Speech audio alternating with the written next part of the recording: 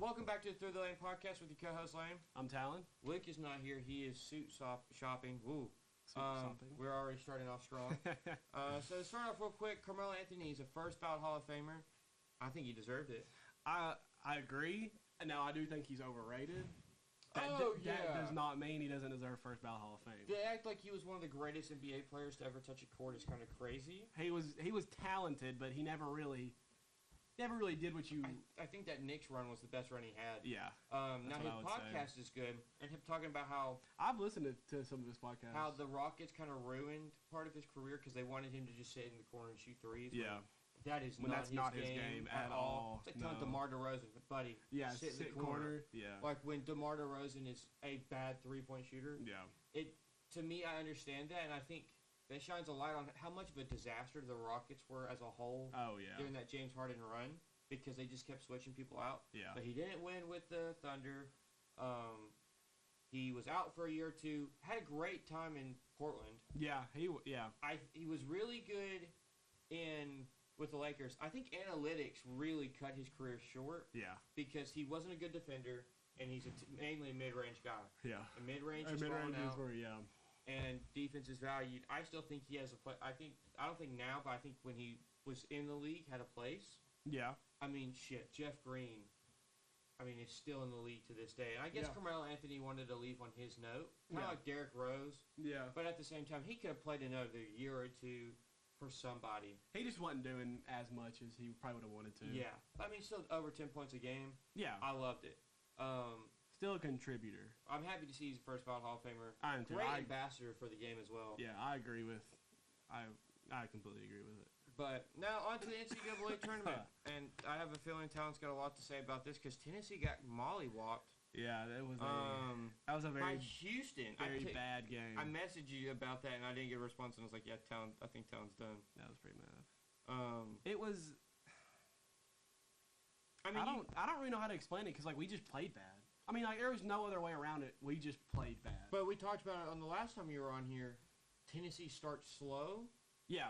And I feel like that's what got them from the get-go. Well, we started slow, but usually around the 14 mark, we'll start getting some stops and start scoring, and we just wouldn't score. Well, and you said before, Houston's a great, the best defensive team in the tournament. Yeah, and you can tell. Yeah, and I feel like you're playing with fire if you start slow against a team like Houston. Duke cannot start slow tomorrow. Because if they do, it's over. Yeah. There's no two ways about it. Because Houston's they're suffocating. Yeah. I was watching some of them. They are suffocating. It's not like they just get steals. They are. It's crazy how quick four people get to the ball. Yeah. And then you pass out and they're back. Well, and it's crazy. It's impressive.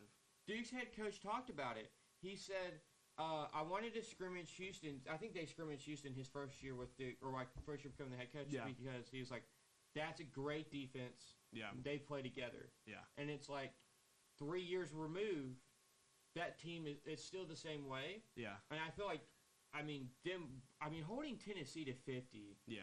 Only shows that. Because all things considered, Tennessee was a very good offensive team. Shoot a lot out of the stadium. And that's our weakness was scoring, and we were still amazing.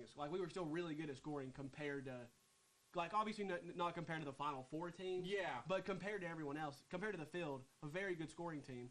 The difference in the Tennessee defense is I think individually we have better defenders, but we don't play together like they do. No. We don't switch off screens almost ever. It's a two-man game pretty much. It's Lanier or Chaz. It's Chaz and Ziegler. Yeah. It's pretty much when Ziegler gets going, Lanier gets going. They rely on each other. Yeah. Neither of them could go, and Chaz Lanier couldn't hit an open shot.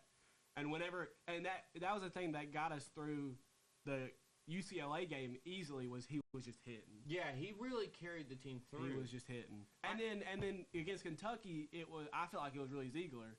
And then neither of them could really make a shot. I think the 3-point dependent teams have not done well in this tournament. Yeah. Because you're looking at Alabama lost by 20 to Duke. Yeah, that was bad. That team is relying on its outside shooting that from that backcourt. That team relies on threes solely. Well, you have Marcus Sears and Phillison. And I also feel like, and that's what's different about Florida, is that they can go in and rely on threes if they need to. But if they don't, they don't got have to. some big guys. They don't have to. I mean, at some point, they can just roll out Oliver Rideau and just be like, yeah, he's just going to sit in the paint. Yeah. There's nothing you can do about it. Yeah. And that Florida should have lost that game. Texas Tech. That was I turned that game on with 2:40 left. They were down 13. And I'm like, oh, this game's probably over. I set my phone down. 3 minutes later, come back, they're tied. I saw 6 minutes to go. It's a 10-point game. I'm like, oh, it's over. Like, they're going to hold it down. With 2 minutes to go, they're down 5. I'm like, what have you done the last 4 minutes?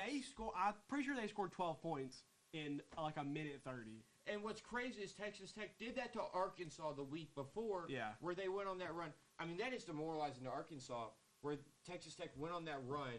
I didn't feel like 16-4 run and then put it in overtime, and Arkansas was just gassed. I never felt like Texas Tech was that good. No, I felt like they weren't better than Arkansas. I think Arkansas was one of the better 10 seeds we've ever seen. Yeah, they were very well put together, and obviously the John Calipari can't win in March kind of showed. I mean, he got out coached towards the end. But he won, and he took that 10 seed Arkansas team way further. That's a bad Arkansas team. Yeah. When, like, compared to some of his rosters he's had. Yeah. Boogie Fland was still in the men. Boogie Fland was not doing what Boogie Fland. Yeah, he was coming off the bench. Yeah. So if you think about what he was working with to bring him to the Sweet 16, it was impressive. That was good. Yeah. And I felt like they played better than Texas Tech, and they were better than Texas Tech.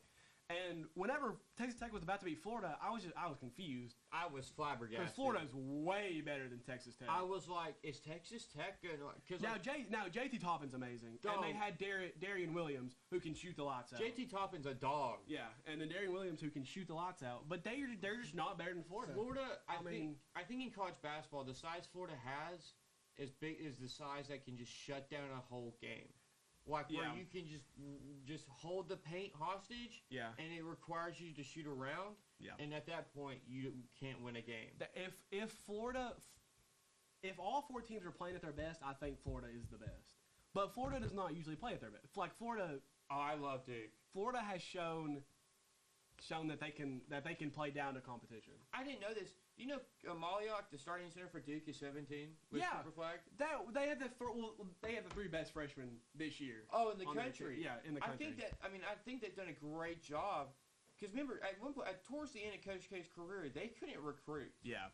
And now, what's his face they're really the only team that has relied on freshmen this year at all.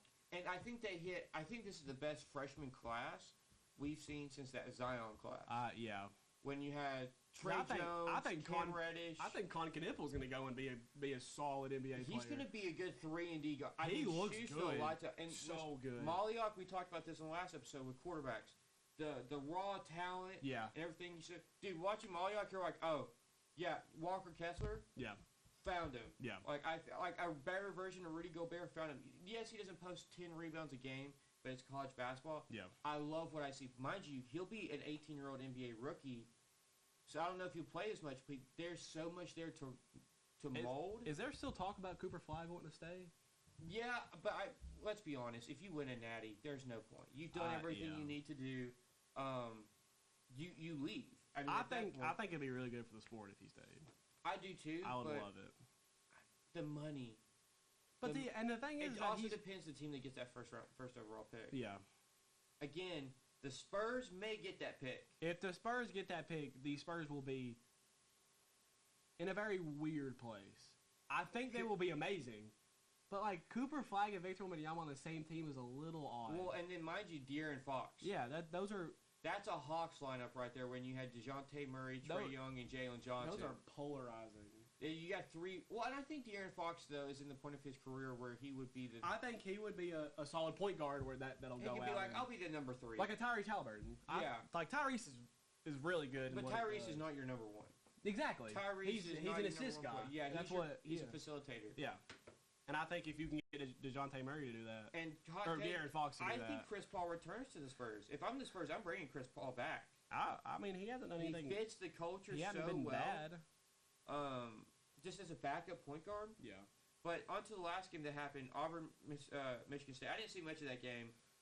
Michigan State played pretty well, though. They did well. Auburn was good. I never loved Michigan State throughout the tournament. They played good, but they didn't really have like a standout win, I felt like. Yeah. But well, they didn't have. I mean, it beat Ole Miss the game before. Yeah. Ole Miss was good. Yeah. Ole Miss had a solid team. Auburn's a veteran team. They're the exact opposite of Duke. Yeah, and I think with how Auburn's been playing, I think they're going to be hard to beat. But I think Florida beats them. I do too. I think Florida wins. I think it's Florida Duke, and then that's going to be a game. That may be the best game of all time. I'm not even best kidding. National championship game in March Madness. Listen, everyone talks about Cinderella stories and everything. Well, the thing is about this year, everyone is so mad that it's 4-1 seeds. The Ken Palm rating, they are all 4 top 10 teams of all time. Yeah. In Ken Palm rating. That's These unheard are really good teams. That's unheard of. I get, and I understand we're going to talk about the transfer portal in a minute. But, these are really good teams. This is like when all 4 teams, like everyone in the NBA playoffs loves it when the Heat make that run, right? Yeah. But you want to see the heavyweights go at it. And that's what happened this year. And you've gotten the heavyweights. And I feel like this is an outlier. People are saying, oh, NIL's ruining it. I haven't felt like NIL has ruined college basketball. I don't think NIL itself has. I think it's the transfer portal. Yeah. And we'll talk about that in a second. Yeah. But so the matchups, Florida-Auburn, Houston-Duke. You said Florida beats Auburn. I say Duke beats Houston. We both agree on that. I would love to see Houston win. Honestly, whoever wins that Houston-Duke game, personally, I think is the national champion.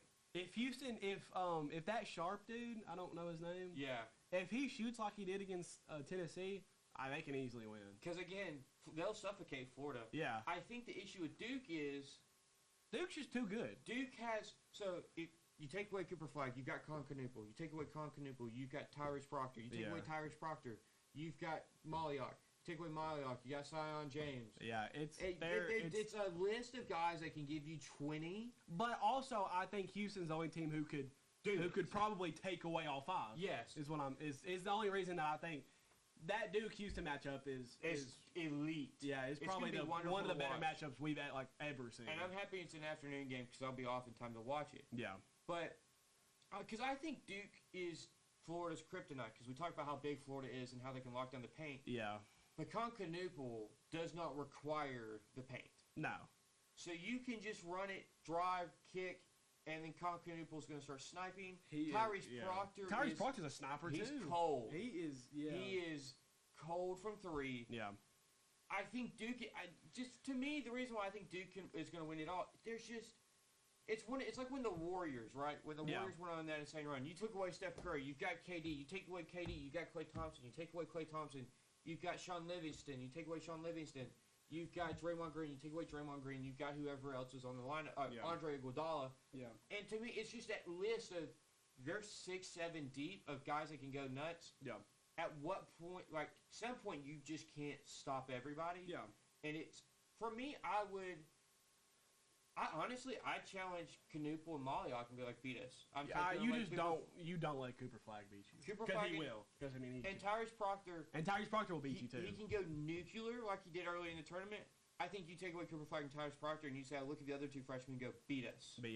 Beat us. And they easily can. Could, but again, they're freshmen. But you live with that. You bank on them having a freshman moment. That's what I would go into a lot of games is don't let your best person beat me. Yes. Make someone else beat me. Yes. And what makes me really think about that was when I think maybe 22, whenever the Celtics and Bucks played, and we took away everybody, and we made Grant Williams beat us, and he did. You tip your cap to Grant Williams. That's what I'm saying. That's nothing we can do. He beat us. Well, and that was always the Bucks thing until they won that title was. You built a wall and said Giannis is not beating us. Yeah. Or he's shooting threes, and if Giannis starts knocking down threes, okay. Yeah. But if Chris Middleton or Drew Holiday is the one that beats you, you're like, That's what got us fine. through there was Chris Middleton playing good, Drew Holiday playing good. And you live by that. That's not the end of the world. You type of stuff you see. Yeah. But so we were talking about the transfer portal. I said last week I think the transfer portal has ruined college sports. I think 1,300 players have entered the portal in a week. Indiana has no active players on their roster. Yeah. Everybody left. I'm pretty sure Tennessee Tech has 1. Yeah, Tech, the turnover is crazy. Yeah. I hate it because, like, you saw with Drake, right? Drake had a bunch of D2 guys. Yeah. And they followed that head coach. Yeah. That head coach now got another spot. They all left and went. To me, and I think it was Perkins said you can transfer once. I like it. Like TJ Finley for football. Yeah. He's hopping around. Yeah. Now he just got arrested and that. I saw one dude who went from Ohio State, South Carolina, Ohio State, South Carolina. I'm like, what are you doing? If I'm Ohio State's head coach and South Carolina, I'd be like, no. Yeah, I don't get it. Like, to me, there has to be a limit. Like, we opened Pandora's box, and like again, the Joe Burrows, the Cam Newtons. Those guys in the world are the reason why the portal's so good. It's such a good thing to have, but it's just it's getting abused. It's hard to regulate. Like I would understand. Like it would probably be hard to put those regulations in, but you have to. Like look at USC. USC's built their team through the transfer portal. Yeah, it's terrible. Yeah, but you look at other teams like, and someone said this to me, because of the transfer portal and because of NIL, players aren't going to the draft, so more players are staying. That means less room for freshmen. St. John's, Rick Pitino said, "I'm not recruiting freshmen." Yeah, he literally said he wasn't going to. He said he wasn't going to recruit one. Yeah. To me, I understand that, and in this current world we live in, yes. For right now, I mean, it's not a bad idea. But at the same time, that feels wrong. It sucks for the sport because freshmen, your less guys are having, and I guess this is good for NAIA and D3 and community colleges because then they get more of these top talents. And they go up, so they get recognition. Like it's starting to turn into like a minor leagues thing. Yes, where you go JUCO. Like unless you're amazing, like you go JUCO, you go D3, D2, and then you get like the work in, and then you go to D1. But it shouldn't be that way. No, college sports should not be like that. I'm a guy and it's mainly because I guess being a Georgia fan for football, they've always had that continuity. You build and work together. You build that brotherhood, the sisterhood. Yeah. And the loyalty. Yeah. And the portal being open, we've got to figure out at college sports when the portal opens at a good time. It's awful. Because football opened during the bowl season, right? I don't know why you can have a portal open while people are still playing games. That doesn't make sense. The portal opened during March Madness. It's insane. And Scottie Pippen's son left Michigan while Michigan is still in the tournament, I don't right? get it, yeah. And also, I want to say this because I think SMU had this, Preston Stone. He entered the transfer portal and could still play. Yeah. That should not be allowed. No. If you enter the transfer portal, you're gone. Yeah. Gone. And I don't think you should be able to enter the transfer portal and then just be like, I don't like what I see, I'm coming back.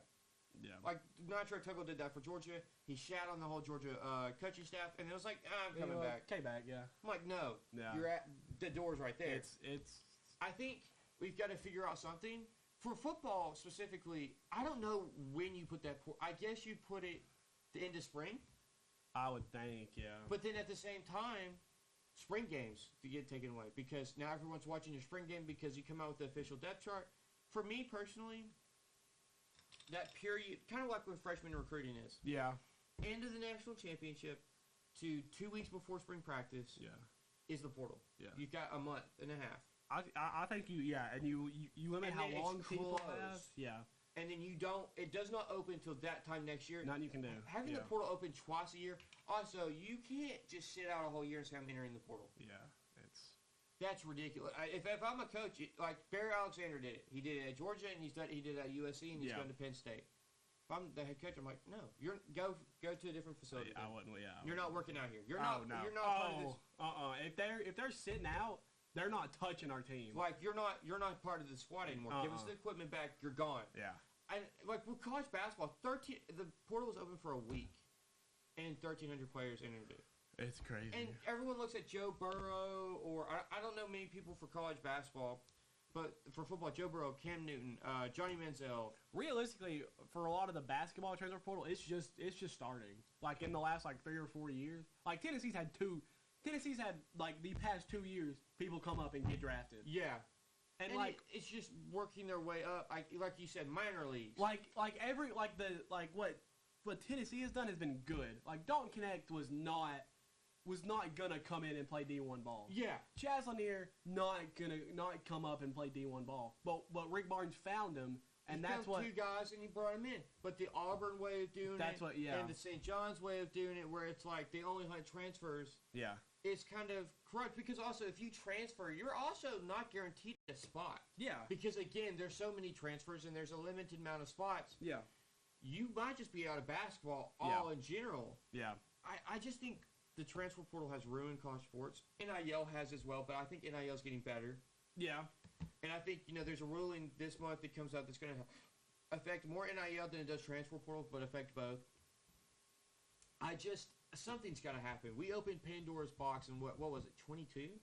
Yeah, I think it was 22. And it really started in football. Baseball doesn't really have it. Baseball probably won't. I mean, yeah, because baseball, you come out of high school and you could play in the MLB. Like there's people like that. Well, and you look at Paul Skeens. He went from Air Force to LSU. Yeah. And you look at that and you're like, okay, I like it. So it can happen. But I guess.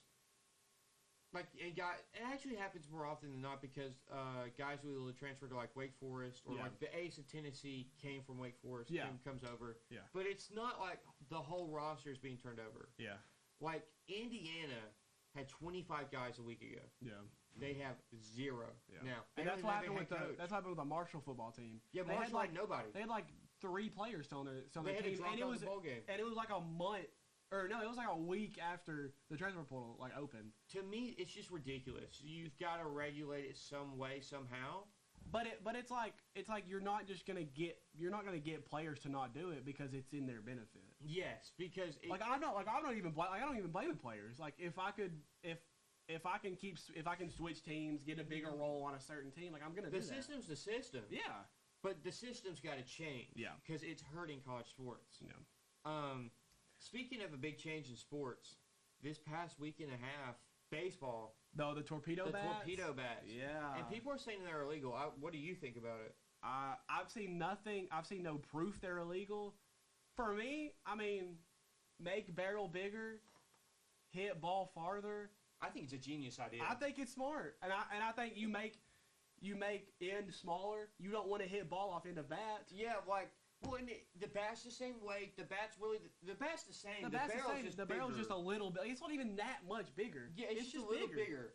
And what Jazz said was he won't get whenever he comes in he has more barrel to be able to hit. So it's hard to jam him inside. And the league is gonna like that because league runs. They like scoring. They like home runs. Scoring. They like Yankees right now. The Yankees really are going nuts. They don't like the Braves, and we'll talk about that in a minute. They hate Braves. But we put in orders for them though. Shit, they ain't getting here fast enough. We need them. But the Yankees look good. I love torpedo bats for the sport. Now, I like Strom and Trevor McGill whining about it for the past week. It's Strom, why don't we just bring Spider Attack back? Well, the pitching was elite last year. Yeah. The reason why the torpedo bat's so big is because to counteract elite pitching. Yeah. I don't think pitching needs something to take it to another level. No, pitching's good.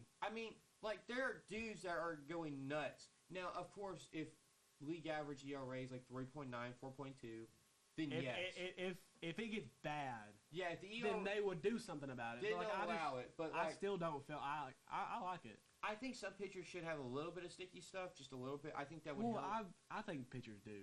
I think all in all, maybe not illegal sticky stuff, but that they figure rosin ways. bag. There's they some guys figure that out really, ways. really get handsy with the rosin bag. They figure out ways, and it's not a bad thing for the sport at all. I think it actually helps pitchers' elbows because they're not like Lance McCullers with his slider. He has to crank that John so hard. Yeah, give him sticky stuff. He's not cranking it so That's hard. But at the same time, it's creating insane spin. Imagine Paul Skeens with Spider Tag. Oh yeah, unhittable. You're not hitting him. No. So you already can't hit Paul Skeens. Imagine giving him Spider Tag. Excuse me. Yeah. He's I started a cutter and a two-seamer. Holy shit. Great. Yeah. Yeah. Fantastic. Yeah. So to me, I just don't see. Trevor McGill, the Brewers probably caught the worst of it. Yeah, they did. No question. Also, the Brewers pitching staff is not beaten good. up. They are devastated by injuries. Yeah. But to whine about it, really, apparently guys were using it last year. There was somebody that used it a few years ago. A Junior Candelario was using it last year. Really? Yeah. I heard nothing about it. This was the first time I've ever heard anything about it. I guess, so this guy had been working with batting companies, I'm pretty sure. But the Yankees brought him in about a year ago. Did the Yankees come out day one, opening day, and have torpedo bats? Oh, yeah. Yeah, they were all using them. Most of them. Not everybody, like Aaron Judge isn't. Aaron Judge is like, I'm the best. Literally said, I'm the best hitter in baseball. He is still. I don't need it, and I get it. Anthony Volpe needs it. Jazz Chisholm needs it. Austin Wells could use it. Jazz Chisholm has looked really good. Jazz Chisholm looks like the player we thought we were getting when he came in with Miami. Yeah. But also now learning the culture of Miami with Miguel Rojas and everything. Yeah. I think that was just a bad culture. It was, yeah. I low-key like the Yankees. I think that they've got the pieces. I do too. Coming into the year, I didn't really know. But if they can hit like this, if Volpe can hit, if Austin Wells is that dude, and if Ben Rice fills in the DH spot, mind you, they get DJ LeMahieu at some point, which I don't think they need. Stanton will be a big boost if he can come back. I thought he was out the year. If he has surgery. He's trying to naturally rehab it. Okay. If they get Stanton back, that's going to be huge. Yeah. Stanton is super good. You add Jazz Chisholm. Who's the first baseman when they're facing lefties or righties? Because Ben Rice, Paul Goldschmidt. Goldschmidt. Yeah. So you have Jazz Chisholm, Goldschmidt. I really like how this team is built. Jason Dominguez, listen, I know it was 4 years ago when he was the Martian, everyone was on it because he's hitting moonshots as a 19-year-old. He's only 23. Yeah. Yes, he had Tommy Johns, and he missed most of last year. And I know the hype has worn off. Yeah. That's a guy that's going to be special. Yeah. The only thing you worry about the Yankees is pitching. Well, in health. I mean, they are razor thin. They have no depth right now. They got hit with injuries. Yeah. But I love torpedo bats as a sport. The Braves desperately need them, so badly. I felt like the Braves they've been hitting really bad, but they've shown signs. Drake Baldwin should have 2 home runs right now. He got 2. I'm pretty sure there's 2 robberies. The first one I know was a robbery. The second one was close. But he should have 2 home runs. Yeah. If he was in Yankee Stadium, 2 home runs. Yeah.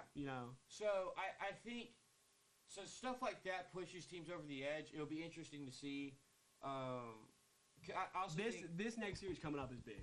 Yeah, for the Braves. And we'll talk about the end because we're going to be on this for a while. Yeah. And I'd say this is going to be a regular segment for us as the Braves news. As it the will year be. Goes on, every week. But next, we're going to go to basketball. And starting off, because Steph Curry had a big game. I mean, hit 11 threes. He's top still 3-point guards of all time. He's kicking it. Personally, for me, it goes Steph Curry, Magic, Chris Paul. Okay. Chris Paul is called the point god for a reason. That 3 spot is really Steph Curry at the 1, Magic the 2. The 3 spot's hard. Who would you have over Chris Paul? In my opinion, I would have John Stockton over Chris Paul. What? Yeah. What? All-time assist leader. So who has Chris Paul played for his whole career? For his whole career? He had Karl Malone. I'm not hating. I'm not it's a hard 3 to put. Chris Paul. If Chris Paul's trade to the Lakers doesn't get vetoed, I think we look at him as above Magic. Because you give him Kobe. Yeah. I think it's him or Chris Paul. It's fair. And Chris Paul's not done yet. That is true. And we've got to talk about the effect Chris Paul has now as a veteran on teams. Yeah. SGA is not SGA without Chris Paul. Yeah. I think the Spurs don't have that energy, the hype that they have without Chris Paul. Yeah. Because he was an extension of, I'm drawing a blank, the guy that had a stroke. Popovich. Oh, Greg Popovich. Yeah. Oh.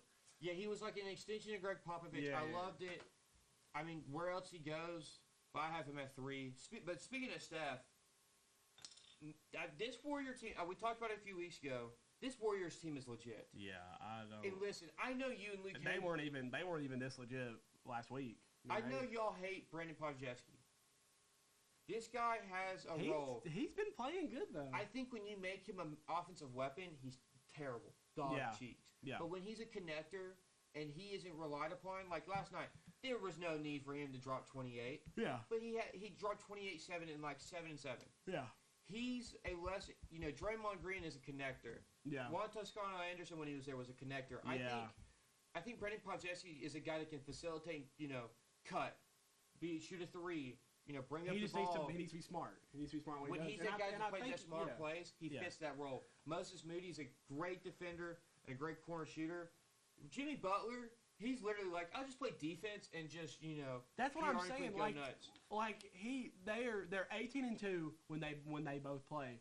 And you're watching Jimmy Butler, and you're like, what's he doing? Yeah, because he's not putting up great stats. And he's obviously it's not bad stats. No, it's like 16 points, 4 rebounds, 5 assists. But you're like, how did this make the Warriors top 3 team in the league? I think it's the dog mentality he brings, and just that togetherness.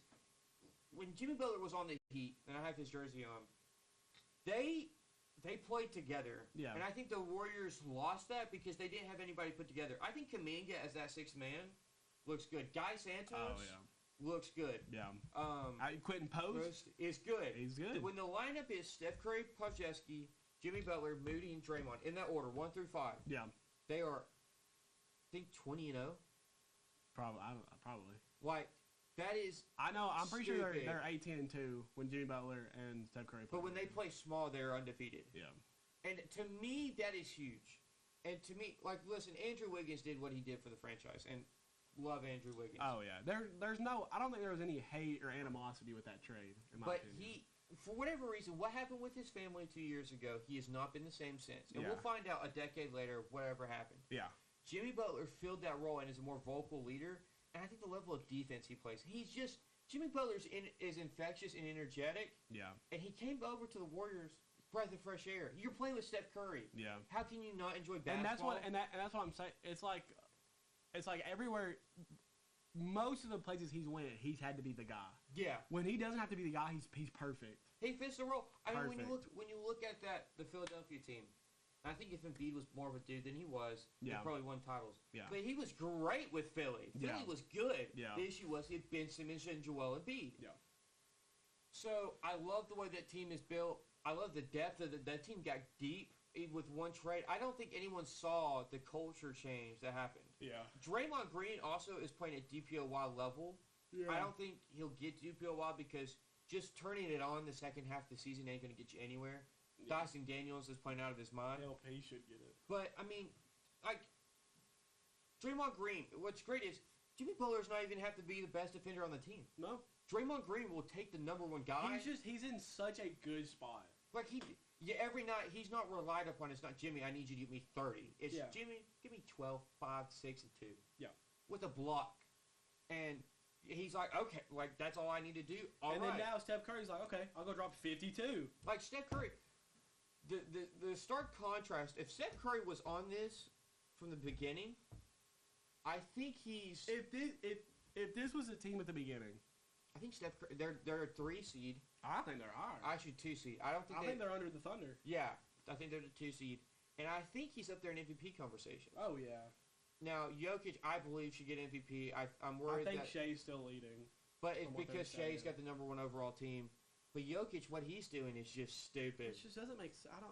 61, 10, and 10. That argument makes no sense. What? You have the number 1 team, so let's give you the MVP. That Thunder team wins with or without. They're like the 3rd or 4th seed. That Nuggets and that Nuggets would literally probably be the worst team in the league without Jokic. Yeah, not even an exaggeration. So, Jokic won MVP last year. He's having a better season than he did last year. If you don't give him the MVP, if you don't give him the MVP, if he gets the MVP this year, I think he's a top 10 player of all time. How can you deny it? He's top 3 in points, rebounds, and assists, and steals. So top 3 in 4 categories. Yeah. Who's ever done we amazed at Russell Westbrook? Yeah. But you're looking at but he was a guard, so he affects the game differently. You're looking at an unathletic center who doesn't care. Doing this. Yeah. There has to be value. I'd put him top 10. He's above Giannis. He's above Kawhi. He's above Paul George. He's above Chris Paul. For me, it goes LeBron, Steph, Jokic as the top 3 best players in this active league. You think LeBron's better than Jokic right now? Or you mean LeBron, Curry, Jokic, okay. Yeah. So all time. Yeah, so if you put all-time ranking, I still think... of active leaders. Yeah. Okay. Yeah. I think because LeBron's 2. Steph Curry would probably put at 5. Yeah. And Jokic would be like 10 or 9. Okay. I don't think he'd be that high yet. I think you got to let a career finish out before you can put him top 10. He's only like 31, though. That's what I'm saying. He's got 3 MVPs. That's what I'm saying. If this team was better, they win more titles. I think low-key that Warriors run that the Warriors had kind of killed the Nuggets. Yeah. Because they haven't been able to return since then. Yeah. But that's a good Nuggets team. Oh, but yeah. Back from the Warriors blew out the Grizzlies. The Grizzlies are in trouble. And they fired Taylor Jenkins, and Jaw just got fined $75,000. Tom, didn't we? No, because they just broke out. No, because that broke out because you weren't here. Oh, okay. That just broke 7 minutes before I started recording. Oh, okay. And apparently it was because him and Jaw didn't get along, and they couldn't beat above 500 teams. I figured it would be sort of like a team chemistry type of. And him and Zach Edey were having issues, and Zach Edey either starts or doesn't play. That's the way I view it. He should either start or doesn't play. I don't like him as a backup center. He's the guy that needs to start and don't play. But I also like to line up with Jaren Jackson Jr. at the 5. I'd rather have Jaren Jackson Jr. at the 4, though. Yes. And you put Zach Edey at the 5. I just think... And I think Zach Edey's a very solid player. Oh, yeah. Before he had... Way better than expected. Yeah, because he could shoot a 3. Yeah. I think this team is a disaster. The Grizzlies are a disaster and are 2 years away from blowing it up. Because they have so much talent. Well, if you think about this, what was it, 21 when they were on the rise, right? Yeah. Then, the Warriors win it. 22, Jaw gets suspended. Yeah. 23, Jaw gets suspended and gets hurt. It's been... No. I'm not going to say it's been Jaw's fault, but he's kind of the reason that they haven't been able to take that window closed. Yeah, he's the reason. Him getting suspended and him getting hurt, the hurt is not his fault, and I'm not going to say that that's it. Getting suspended is his fault. He's stupid. I want to look at when this all happened because... And then he just got fined $75K. He's an idiot. He's John Morant is a grade A dumbass. And when you watch him play, he's amazing. He's so good. But like his touch around the rim, getting to his spots, getting to his little mid-range floaters. In the clutch, he's one of the best clutch players I've watched. 2021 to 2022 season, they won 56 games. 56 games, they lost to the Warriors. Then 2022-2023, when Jaw gets suspended, they lose in the first round. Yeah. But they won 51 games. Last year, when they got hit by injuries and Jaw got hurt and suspended, they won 27 games. This year, they're 45-32. That 2 years they lost was the 2 years to build and be like conference finals people, potential champions. Now there's this. It's like what happened with the Suns, right? The Suns made it to the finals, but they struggled. Yeah. So that window started closing. Yeah. And so what have they done? They panicked. Yeah, they flipped the roster around. Yeah. The Grizzlies now are in panic mode, right? Because Desmond Baines, Jaren Jackson Jr. is getting expensive and older, right? Brandon Clark is not the same player he was, right? John Morant, you can't rely on him. Desmond Baines getting older. Desmond Baines and Santi Aldama are fighting, and Santi Aldama's a free agent. You look at, Scottie Pippen Jr. was a great find. Yeah, love that. He played good. Jalen Wells, where did he come from? Washington State, a great find. But crazy. Now, with injuries this year, you had building blocks last year, G.G. Jackson, Vince Williams Jr. Now both those guys, they can't figure. I think this is on Taylor Jenkins as well. You could not figure out the role for both of them. Yeah. Both of them are playing 8 minutes a game. Yeah, and those are really good guys. Yeah. So to me, it's like they missed. The John Morant issues started the role, and then last year they get all the injuries. That's why I'm like it feels like it's John Morant's fault. He started it. It feels like this is because of him, because of the suspension. And they have no leader. Tell me who's the leader of that team. Yeah, this is an immature basketball team. I would say Jaren Jackson Jr. is probably the leader. This Grizzlies team is an immature team on the brink of disaster because of everything that's transpired. Yeah. And it's only they have to win now or within the next year or two. A lot of changes are going to happen, and John Morant's going to start getting looked at because at some point the excuses for John Morant leave. At some point you've got to look at him like you did with Embiid and Ben Simmons. Yeah. Where it's like you can't win. Yeah. Because I think he's obviously way better than Ben Simmons. Yes. And I think on the court you would like him over Joel Embiid, in my opinion. I hate Joel Embiid. I hate Joel Embiid. With a passion, I hate him. It's the off-the-court stuff. I don't view John Morant as a leader. John Morant is averaging 23 points a game. When you watch him play, he just looks so good. Yes, but it's weird to me. They try to bring in Derrick Rose, right? because John Morant's getting issues. They bring in Derrick Rose, who's from Memphis, a leader. He gets hurt, so he can't be a leader. Yeah. You bring in Marcus Smart last year. He gets hurt the whole year. He can't be a leader. Yeah. So then you trade away Marcus Smart because he's hurt again this year. You have no set veteran leader, right? They're going to have to go out and get somebody. The oldest guy on here that played was Marcus Smart at 30. Yeah. And he's played 19 games, right? Luke Kennard is not a leader. No. Well, Luke Kennard's been solid. Brandon Clark is not a leader. Mm-mm. So you look at this and you're just like, what are we, G.G. Jackson getting what? I mean, and again, this is the issue with G.G. Jackson. Field goal percentage is terrible. Oh, yeah. But, I mean, still, Vince Williams playing, only getting 2 starts. And, yes, he's been hurt. But, I mean, again, dude's a dog. Yeah. It's just, they're in such a weird spot. Because, I feel like they have the talent. They've got too much talent at this point. Yeah. Because the rotation changes every day. Yeah. And the starting lineup changes every day. And John Morant can't stay healthy. He's having issues with that shoulder still. Yeah. To me, and Desmond Baines regressed. Yeah, he is not looked as good. 19 points a game is nothing to scoff at. No. But where he was 2 years ago, yeah, and the start of last year, yeah.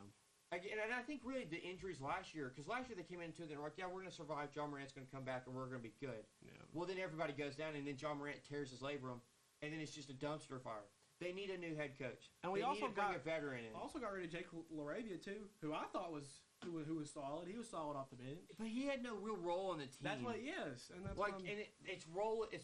there's no roles on that team. Outside of Scottie Pippen Jr., he's the solidified backup point guard. Yeah. You don't know who the backup center is, and what's odd too is that Jalen Wells kind of comes in and he does different things different nights. Sometimes he'll sit, shoot threes. He'll always give you the defense, but you never know what the offense is going to give you from him. And it really foobarred up the plans because you had G.G. Jackson, Vince Williams as that number, playing small forward. Yeah. Jalen Wells comes in. He's healthy the whole year. I mean, he's played 77 games. He kind of holds that position. Yeah. But for me, I don't think he's better than Vince Williams. I think Vince Williams is a quiet version of Dillon Brooks. Yeah, maybe. I don't think Jalen Wells is that Dillon Brooks. Listen, Dillon Brooks was a leader of that team. Dillon Brooks is a dickhead, but he was a leader. And I think losing Dillon Brooks, they kind of blamed him too, which I think, again, it shows the immaturity of that locker room. Yeah. Them getting rid of him hurts that team. Yeah. Hurts. And we're going to talk about some teams that are crash outs here in a second. It's just odd. They're 2 years away from rebuilding. And they've got to make it to the finals to be okay. Yeah. Because you looked at this team, you're like contenders. Yeah. Now you're like middle of the pack team. Yeah. Like, I'm not scared of the Grizzlies. Yeah. I think they're kind of the same spot the Bucks are. Yeah. And the Warriors have their numbers. And again, the immaturity. When they play the Warriors, they just go to crap. Yeah. They just can't win. And they just fall apart. And I think it's an issue. Yeah. But now to the Rockets. And the reason why I had this out is the stat they lead the league in ejections, fouls, and all that. And they're crash-out teams. Yeah. But so we talk about the Grizzlies being crash-outs, but the difference is that team, that's the culture, and it's a healthy crash-out. Yeah. Where they took it on the personality of Udoka, and I love it. They're scrappy. Them and the Pistons, we're going to talk about the Pistons in a second. Yeah. They are a scrappy team. Oh. You struggling there? I got the hiccups. Oh, no. But they're scrappy. The Rockets are a good team. I think. Oh yeah, I like that. I like what they. I think they're the Thunder of last year. Yeah. And I think they're a year away. I mean, if they can figure out how to use Cam Whitmore and Reed Shepherd, it's lockdown. Because Reed Shepherd, from the basketball we've seen, looks good. Sniper. Yeah. Sniper. I put him as like Isaiah Joe. How the Thunder have him. Yeah. I love Alperen Şengün. He's a poor man's Nikola Jokic. Yep. Not big on Jalen Green. But I love Amin Thompson. Jalen Green's just someone who will just go out there and he just scores. Yeah, but it's either he gets 4 for 24. He either drops 6 and destroys my parlay, or then the next day he drops 45. Yeah, it doesn't. It didn't make sense. I was so mad. I can't even talk about that, dude. God, bro, he dropped 6 points. That's probably his lowest point total of the whole year. He dropped 4 a few nights ago. 4. That was probably when I bet on him. Was 4. I was so mad. Dude, what's crazy is they put Jabari Smith on the bench. Yeah, Tari Eason. They love Tari Eason. I would not be surprised if Jabari Smith is the guy that gets traded. Because they've got a lot of talent. They could draft Jabari Smith replacement. Oh, yeah. Because Tari Eason looks good. Yeah, he does, yeah. Fred VanVleet's kind of a redundant position because, again, you have Cam Whitmore and Reed Shepherd. And, again, the weirdness of they always start use Cam Whitmore right at the end of the season instead of the whole year. Yeah. Bizarre to me. They've got the veterans. They got the Jeff Green. They've got, they're solid. The Jock Liddells. I love the Grizzlies. Or, no, not the Grizzlies. I don't love the Grizzlies. I love the Rockets the way they are. Yeah. I think they're a year or two away. But speaking of crash outs, I think the Rockets are definitely like a year or two. Yeah. From being dominant. The Pistons, though, I love this team. Pistons are back.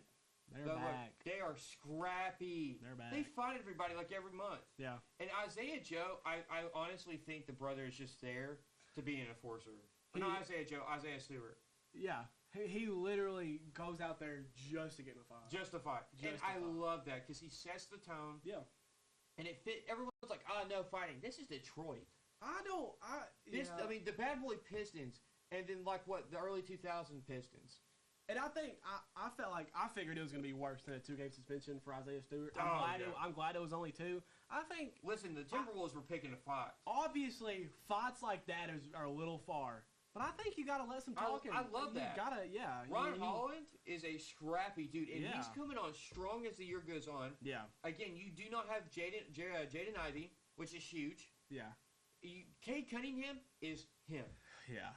Sarah Thompson. I was thinking about this the other day. I think Cade Cunningham and Paul Banchero are like what Cooper Flagg's going to be. I think they're all three kind of the same players. Yes. That's agree. That's what I was thinking. Like a Cooper Flag comment. I was like, he's weird because like he scores the ball, but he doesn't really rain threes. He's thin. Yeah, he doesn't like rain threes or anything. I'm like, he's like Cade Cunningham or Paul Banchero. Because he brings up the ball, he'll facilitate. Yeah, I love this roster. Jalen Duren. Listen, we were talking.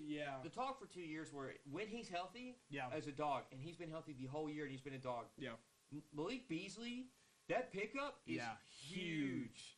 He's top 3 in 6-man of the year voting. That was such a Tim Hardaway has been nice. Tobias Harris has been good. Tobias Harris, yeah. I love where this team is. And wherever Tobias Harris goes, they win. Yeah, exactly. Marcus Sasser's on this team. Yeah. This is a deep team and a good team. This is the team that I wanted J.J. Redick to go to just because of his mind. Yeah. But I still love what J.B. Bickerstaff has done. And J.B. Bickerstaff, I don't know if he's a championship-winning coach because you saw he went from Memphis to the Cavaliers to now the Pistons. Yeah. But I think he's a great guy to develop youth. Yeah. And he's done a fantastic job. And I wouldn't even say they're close to being that kind of dynasty, sort of like being like being able to get to the conference finals like consistently. But like they're getting there. Like they give me Miami Heat-esque. Yeah. Where they could come in as the 8th seed and do some damage. Like I don't think they're gonna win a title, but you really, especially right now with how hot they are, you really don't want to see them. Because they're physical. Yeah. I mean, again, Isaiah Stewart there is just there to hit you. That's all. Like he's just there to fight. Yeah. So I think that's big for them to have that there. Yeah. But now on to our last little ranks. We're running kind of long. The Braves. It's Jerickson Profar gets suspended for PEDs for HCG, which is pretty much a drug that restarts your testosterone after a steroid cycle, which leads to believe he was doing roids last year. Then, 30 minutes later, and the Braves knew about this before the PED suspension, but when the PED suspension came down, they wanted to wait to announce the Ronaldo Lopez issue. Ronaldo Lopez is out for the year. You know? And it just keeps getting worse. Drake Baldwin, we talked about this earlier, it's the unluckiest catcher in baseball. So unlucky. We can't hit the broadside of the barn. Orlando RC is hot garbage. He kind of always was.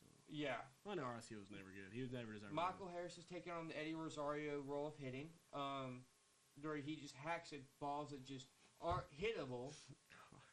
Jared Kelnick is very similar. So bad. We got a brother named Brian De La Cruz as a right fielder right now. Bryce Elder is back in the rotation. Brian Snicker is doing Brian Snicker things with the bullpen. I mean, Dylan Lee pitches a great inning. What are you going to... I'm going to leave him in there for another batter. First pitch, home run. Dansville, we're winning the Dodgers game.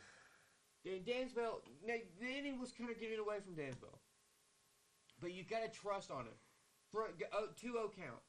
What do? Pull him out. It's the second week of the season, and you're looking at your closer and like, I need a 5-out save. I do that. It's May. It's May. It was April 1st. Why is Rizzo being accounted for as a 5-out save? And then what does he do? He struggles, right? And then he gives up a first. When I saw Shohei coming up, I was like, man, it's over. He's going to hit a double or something. We knew it. And then Mookie's going to hit another double, and it's going to be over. First pitch home run. He mismanages the bullpen. Like Hector Neris, who threw a fuck of an inning. I mean, just was terrible. And then they bring back in Jesse Chavez for a game. Craig Kimbrell at some point has got to come back. Grant Holmes looks good. Well, we need him. We need him. I mean, honestly, I wish Craig Kimbrell was in the bullpen now. I don't care that he's not really pitched much. Yeah. Throw him in the game. For real. He's got stuff. It's just so bad. And they're 0-7. And it just doesn't seem... Like, it looks like you're like, man, it's going to be a long year. Because, like... But then you look at the top 5, top 6, Austin Riley, Ozzie, Michael Harris, Matt Olson, Marcell Ozuna. Marcell Ozuna's walking at an insane clip. Oh, he has the most walks in the league by, like, 5 walks right now. Yeah, he drew, like, 3 the other night against the Dodgers. It's insane. There's talent there, but at the same time... Mark De La Rosa said it the best. It looks like no one's fighting. It looks like no one cares. Yes, and it's an issue. Yeah. Listen, 0-7, yes, it's a 162-game season, but you know how hard it is to claw back 0-7? That's like 3 weeks. But you look at this team and you're like they can fight back. They could win the division. Yeah. But I don't think they'd be 10 games above 500 till maybe July. Yeah. Maybe August. And they could stay like this and just be horrible all year. We could very happen. Like, we don't know.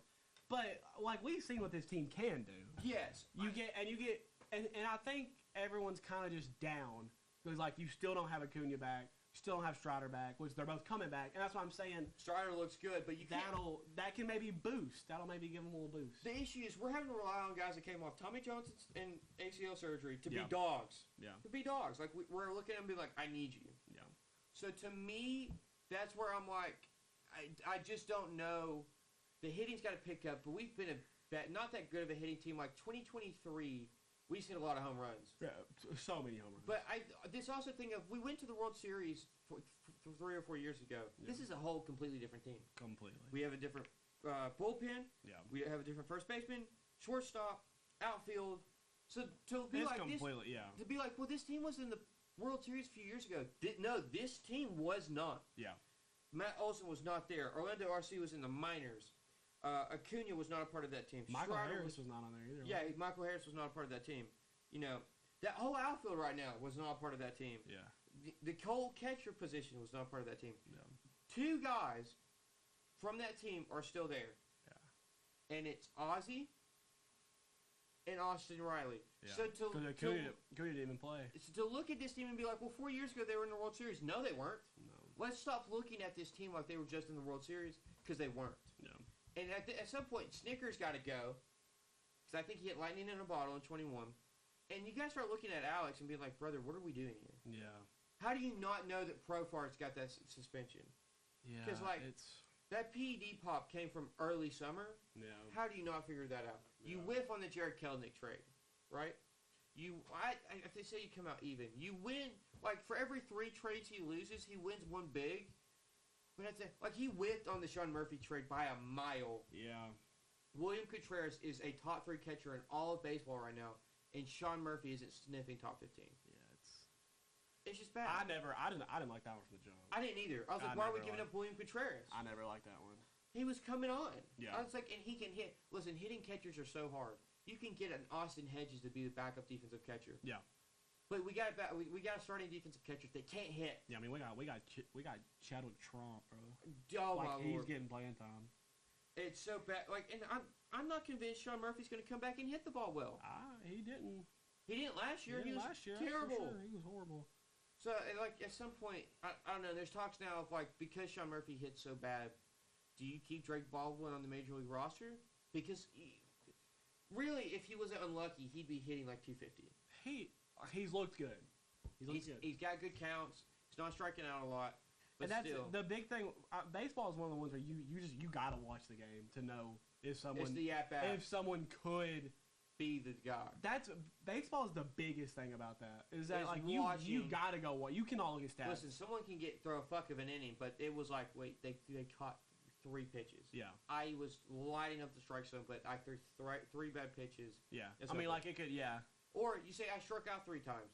Well, every one was a 9-pitch count. Like a 3-2, a few foul balls. Yeah, like you're fighting. Like, those are different. So, like, you're like, okay, it wasn't a 0-3 strikeout, like, done.